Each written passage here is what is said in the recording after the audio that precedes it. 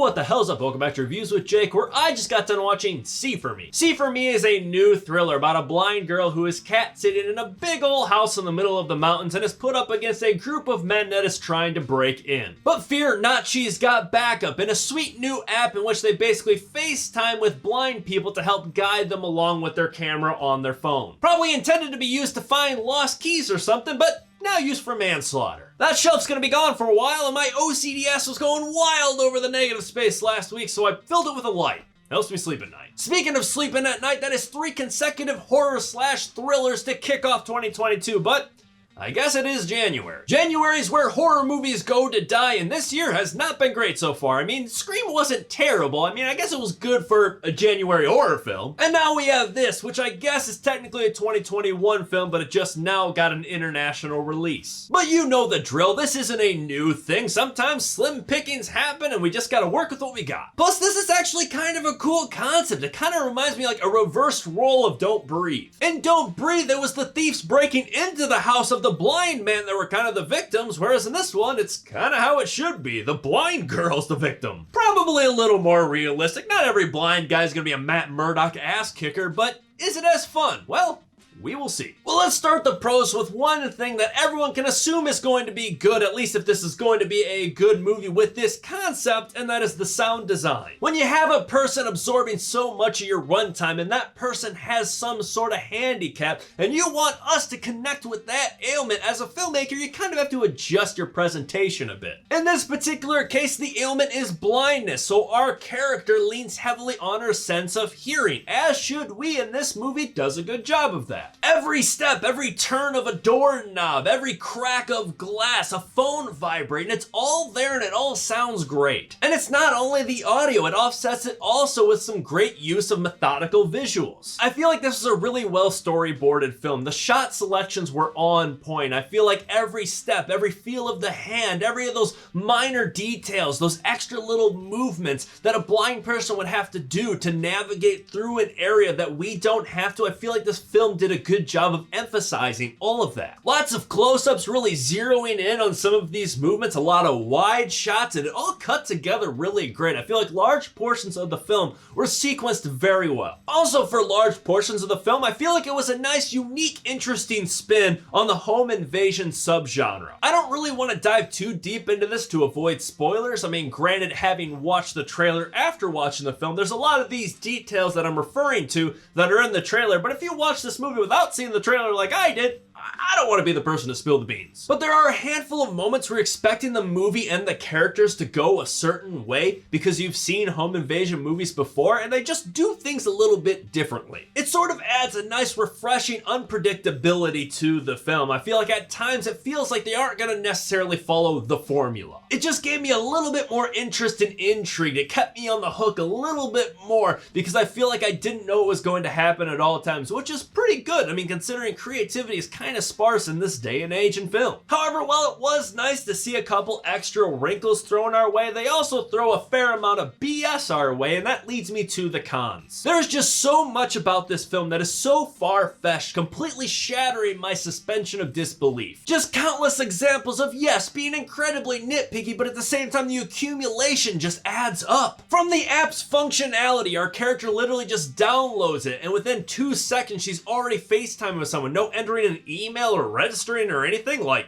that's it? Easy as that? The girl that answers her call is living a really cozy life in a really beautiful house, just sitting around eating pizza, playing video games all day, and occasionally answering a call on this crazy special monitor. Seems kind of far-fetched for someone that works for an app that's clearly free, not raking in the money. I don't know if it would fund this kind of a lifestyle. And then just our protagonist's ability to navigate and survive this film in this scenario, in this house. I mean, she does not seem like a character that has mastered being blind yet. And then you throw this girl into a house that is not her own. And this house is massive. It's huge. It's a mansion. And she hasn't even been there for 12 hours when hits the fan and she's somehow able to fend off these professional crooks. Like it works in Don't Breathe when that blind guy is at home field advantage where he knows every square inch of his house. This girl literally at one point needs to be informed that there's a chair in front of her, otherwise she will trip. It hardly feels like someone that's gonna fend off armed robbers. And then just the fact that she's even in this scenario to begin with. I mean, I'm not saying that blind people can't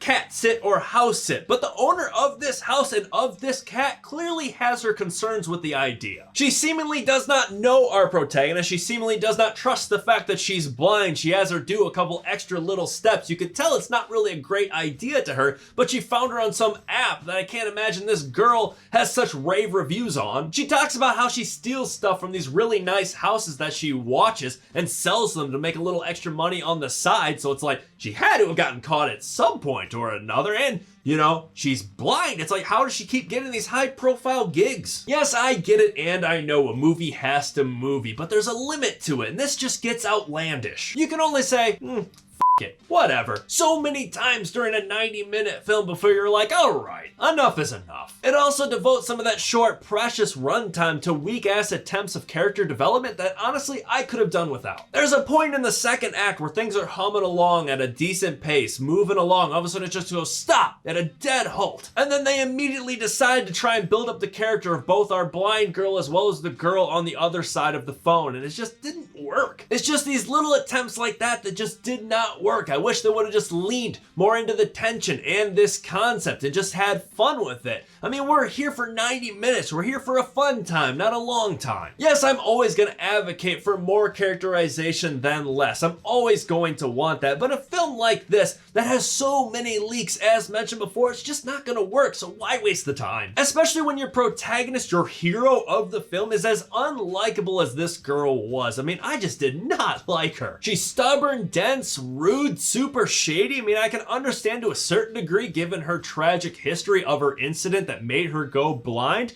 that she's gonna have a few of these negative attributes. But in all those attempts that I mentioned before of trying to build up her character, they don't really dive into this tragic backstory, so you don't really learn a lot about her in the past. You just kind of see her being awful in the present. She's kind of terrible from start to finish throughout the whole 90 minutes of the film. Even in the end, she's glorified, and I just don't think that kind of an ending was earned for this character. I mean, I get it, she's blind and that sucks, and I also read that the actress that played this character was also blind herself, and this is by no means an indictment of her acting. She did a good job portraying the character, but the character just was not very good. She is just not an easy character to root for in this movie. Hell, even the antagonists of the film, the burglars and their motives. An argument could seriously be made, and I kid you not, that based on the information that this movie gives us about both the antagonist and the protagonist, it's the bad guys that could garner more sympathy than she does, and they're thugs with guns and Speaking of the antagonist, I feel like the villainous threat of this movie could have used a little bit more focus. I found it really hard to hone in on who's supposed to be the primary villain at any given moment. I feel like they just kind of tossed it around like a hot potato. I seriously think any of them could have taken that primary villain role, but the problem was they decided to distribute it amongst them all, and it kind of just makes them all into one villainous generic gumbo. And when you really take a step back and look at this plan and their motives and their goals, they don't really make a ton of sense. Again, avoiding spoilers, but let's just say they kind of have a little bit of an Army of the Dead plan going on that just could have used a little bit more clarity. Finally, from a production standpoint, the film had some weird cinematography decisions being made that left me scratching my head. From a really random, out of place, upside down drone shot of the car driving to the house in the mountains that just didn't make any sense. Insanely narrow depths of field that, again, is kind of like some Army of the Dead stuff, leaving most of the frame weirdly soft and out of focus. And then for the action shots, while I heralded this film for having a lot of great wide shots, which I loved, right when things start happening, they default to using exclusively close-ups and mid shots, which makes it just a big cut-heavy jumbo of a mess. All in all, for a film concept as promising and original as this was, ultimately it was pretty underwhelming. I'm going to give C for me a C.